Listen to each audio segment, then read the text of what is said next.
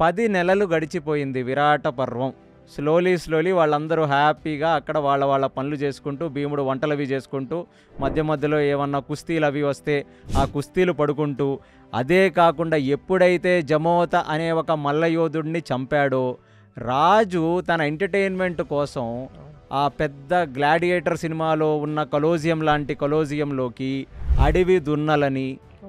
పులులని, సింహాలని, మదించిన ఏనుగులని, ఎవరు కంట్రోల్ చేయలేని ఏనుగులని లోపలికి వదిలేసి భీముడు వాటిని నిగ్రహిస్తే అది చూసి ఆనందం పొందటమే కాకుండా తన రాణులని పిలిచి, అంటే రాజులకి చాలామంది రాణులు ఉంటారు, వాళ్ళ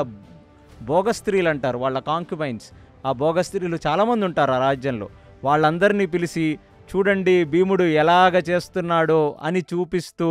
వాళ్ళు సాఫీగా గడిచిపోతుంది. ఇదంతా గడుస్తుంటే కీచకుడు, అంటే శాస్త్రంలో అది క్లియర్గా లేదు కానీ ఎంతకాలం నుంచి కీచకుడు విరాట రాజ్యంలో లేడో లేదు, కానీ అతను కూడా వేరే రాజ్యాల్ని జయించడానికి వెళ్ళాడో, లేకపోతే అప్పుడు వరకు ఒక పెద్ద యుద్ధంలో పార్టిసిపేట్ చేసి జయించి అప్పుడే ఈ మత్స్య రాజ్యానికి ఎంటర్ అయినట్టుగా మనకి విరాట పర్వం చెప్తుంది.